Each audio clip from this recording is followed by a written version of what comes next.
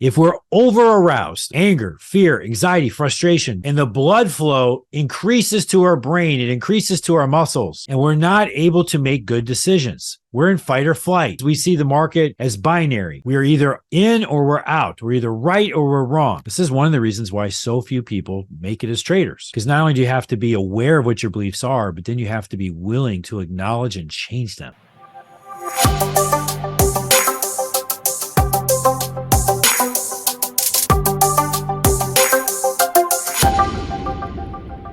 Learn your ABCs for better trading. Here's a quote from Bill Russell that I love. But contrary to what people think, a self-motivated athlete is rarely one who eats, sleeps, and drinks his sport, to the point that all his self-worth and even his self-respect depends upon his performance. The all-consuming players value themselves as people only because they play ball. Now, if that was the case, you'd expect them to play their hearts out, right?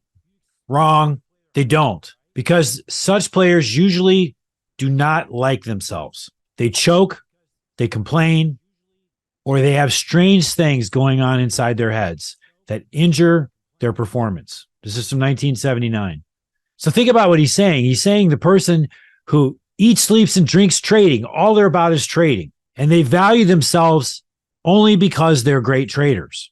He's saying you would think that they would be the best traders. He's saying that is wrong. They're not, because somebody who depends on something like being a trader to value themselves usually means they do not like themselves. And the fact that they have this belief actually inhibits them from being their best. Today, we're going to continue our conversation. And today, we're going to talk about the ABCs of RET. RET is rational emotive therapy, and it is a method for coping with emotional stress through rational thinking.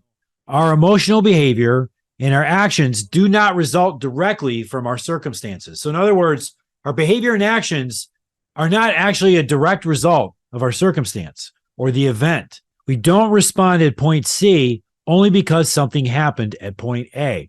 Point A stands for activating event, like a losing trade. C stands for consequence, the emotional consequence, which is being angry over losing money. So almost everybody would look at this and go, well, I'm angry because I lost money. Here's the thing.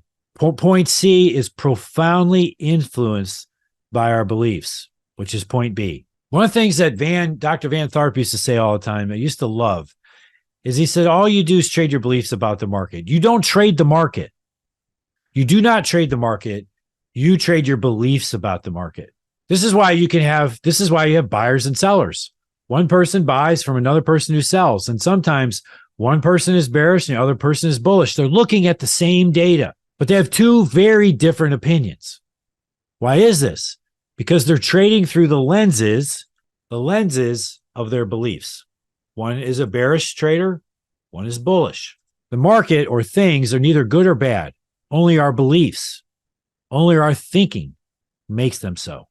So let's get deeper into this. We can see that point A, as I said, A stands for activating event, and C stands for consequences, which is our emotions and our behavior. And down below is B, which is beliefs. Another example I'm going to show you. But our thinking can be so automatic, going from A to C, that we don't even realize that our beliefs are the driver of what's going on. It is our beliefs that triggered us, not the event itself. So when we look at rational emotive therapy, we're going to examine what's going on. We're going to examine our beliefs. And by examining our beliefs, we're going to determine, is our belief rational? Is our belief irrational? If it's rational beliefs will help us experience appropriate consequences. We're going to have peak focus. We're going to be passionate. We're going to have security. Irrational beliefs arise from inappropriate consequences. And this is what's important. For us to be at peak state, to be at peak performance, we need to be dialed in at the right level. If we're over-aroused, if we're too up, we're too angry, we're too anxious, we're too upset, anger, fear, anxiety, frustration, they are over-arousal. And the blood flow increases to our brain, it increases to our muscles, and we're not able to make good decisions. We're in fight or flight. When this happens, we see the market as binary. We are either in or we're out. We're either right or we're wrong. There's no shades of gray. As you know, I call this the trading matrix. And why do I call it the trading matrix? Because there's usually literally almost infinite combinations available to you to manage your trade. Infinite. So when we're in a situation, all we can do is buy or sell. We have to look at ourselves and go, are we being irrational? So that's over-arousal. Then we have under-arousal. In under-arousal, it's the opposite. We don't get enough blood flow.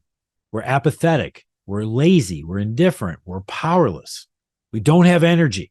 So without energy, we're not going to make good decisions either. We're going to be slow.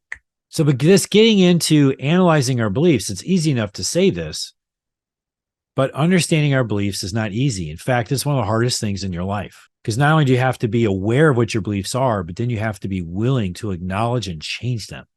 This is one of the reasons why so few people make it as traders. Their beliefs get in the way. Their beliefs about their beliefs get in the way. Okay, so let's look at the ABCs. As we said, point A is the activating event. And so look at the little diagram we have. We're drawing an A. A stands for the activating event. You can think of the Titanic with the iceberg in this example. This is a good way of thinking of it. So our problem is fear of taking a trade. Because it's easier to see and recognize our feelings. They exist above the water. It's like the iceberg. It's the tip of the iceberg. So we identify the tip of the iceberg as the consequences, which is point C. Now, when we're evaluating these consequences, we got to be completely honest with our feelings. This is one of the core premises that I spend a lot of time talking about, is being really honest with our feelings. Another way to say is to stop fucking lying. Tell the fucking truth. Because there is no growth without the fucking truth. So stop lying and be honest. So in your head, it may say something like, I suck at trading and I need to skip this trade to avoid losing money. If you feel like you suck at trading, then admit it. Don't lie. Or if you have a narrative, if I lose money trading, my wife's going to leave me, then admit that. Don't hide from it. Now, once we have A, B, and C, it's going to move us to D, which is disputing irrational beliefs. Before we get there, though, I want to look at this diagram. So here's what we see. This is like the iceberg. So C is consequences above the water. And then, as we know, the biggest part of the iceberg sits below the water, like in Titanic. The big part that sits below the water is the B. It's the beliefs.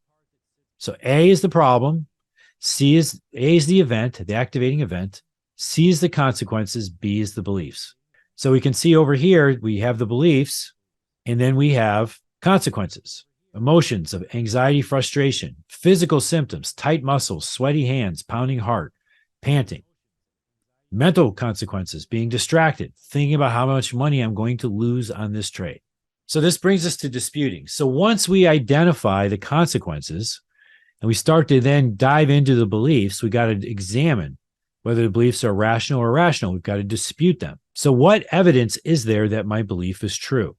So an example may be, I have a fear of taking a trade because if I have another losing trade, I can't have another losing trade because my wife will leave me if I lose money trading. Just think about that. You're just going to be totally handcuffed if this is a belief you have. When we have this belief, when we identify it, then we have to say, what evidence is there that my belief is true? What evidence is there that my wife is going to leave me? Has she told you this? Has she literally said, if you have one more losing trade, I'm out of here? Probably not. So then if we look at this, then we are analyzing, is this belief true? If you say, yes, it is, then you got to ask, are you 100% sure? 100% sure that this is true, that one more losing trade, your wife is gone. Now, then you start to flip it. So first of all, challenging whether it's true, and then moving on and flipping it. What might be possible for you if the situation in this story was false?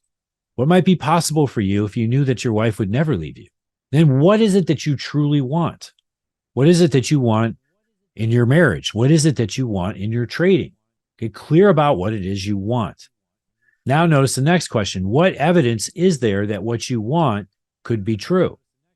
Can you see evidence that your wife loves you? Can you see evidence that your wife is all in with you? Can you see evidence that regardless of what your wife thinks, you're fine? Can you see evidence that you actually are a great trader? And if you just relax a little bit, you'll be fine. Now, here's another powerful flip. What is the opposite version of your original belief? So if your belief is you have a fear of taking a trade because you don't want to lose money, you can't have another losing trade because your wife will leave you. Well, it's the opposite of that. You're bold in taking trades because you know you make money. And regardless of how you traded, your wife would always be with you. Notice how you feel when you hear the opposite. A lot of times it is stunning to people. Now, what meaning could you choose to assign to the trade instead? Every trade I make is a learning experience in which I grow as a trader. Now, if you had that belief, you'd be excited to take trades because every time you took a trade, you'd be getting better. Win, lose, or draw, you'd be learning something and gaining confidence. So I want you to notice this: by disputing your irrational beliefs, you develop a new set of beliefs that support you based on your wants. This results in more supportive and emotional decisions. It puts you in the zone. It puts you in the sweet spot to make great decisions. This leads us going all the way back to the first quote from Bill Russell. We're going to talk about this briefly. I've talked about this in the past. Self-esteem versus self-confidence. When I first learned this just wrecked me because I could look back in my life and see how much pain and stress and agony I'd put myself through because I didn't understand this frame. You see, I'm a hero from an alcoholic family. I'm the achiever. And I'm the one that believed that if I did enough, if I worked hard enough, if I was successful enough, I could save me, I could save my family. And then I always had issues of performance anxiety because I had every single bit of my self-esteem tied up in my performance to the point that I was suicidal over it. Now, bring this in and look at this: self-esteem versus self-confidence. Most people do not understand the difference. Self-confidence comes from developing aptitude in a skill. It comes from being a great trader, understanding price action, understanding options and option strategies, being a great violinist, being a great singer, being a great dancer, being a great tennis player, being a great student, passing the bar or the CPA, things like this. You develop self-confidence because you can repeat a skill over and over and over again. Self-esteem comes from the belief that you are loved and accepted as you are. You don't need to be better. You don't need to earn anything. You already have it. This is fascinating because this is one of the core issues that we see in society. People who grow up in homes where they are loved by both parents get self-esteem. And some of you are not going to like to hear this, but this is the truth. A lot of times people who grow up in churches, in religious homes, and I'm not talking about the downside of religion, I'm talking about the good side of religion. They have a belief that God loves them. This is the whole basis of Christianity. That Christianity in Jesus, that God loves you unconditionally. You cannot fail. So when we grow up in a home where both parents love us, or we believe in a God who loves us unconditionally, we get self-esteem because we are loved and accepted as we are. Where people get into trouble, this is where I got into trouble, is they substitute self-confidence for self-esteem. So they start to believe if I'm a great trader, I will be loved. If I'm a great basketball player, I will be loved. If I'm great in my career, I will be loved. And then what happens is that the problem is our aptitude is inconsistent. What does this mean? This means we have good days and we have bad days. Some days we shoot it well. Some days we don't shoot it well. Some days we sing well. Some days we don't. Sometimes we put together a project that's amazing. Sometimes the project's not very good. Aptitude goes up and down. And one of the reasons aptitude goes up and down is it's based on our physiology. So if we're over-aroused, we will not be our best. If we're under-aroused, we will not be our best. So then this opens up the backside, which is that if I believe that if I'm a great trader, I'm loved, then what happens is when I start to underperform, I start to have a losing streak, then I'm starting to equate that if I lose, I will not be loved. And so therefore, I have to avoid losing at all costs, which one of the things I always talk about trading is whatever it is you try and avoid is what you're going to get. If you try and avoid losses, you're going to get losses. If you want to avoid being wrong, you're going to be wrong. So as you start to slide in a slump and it threatens your self-esteem, you do everything possible to make sure you don't lose, which then puts you in a state of over-arousal and you'll make poor decisions.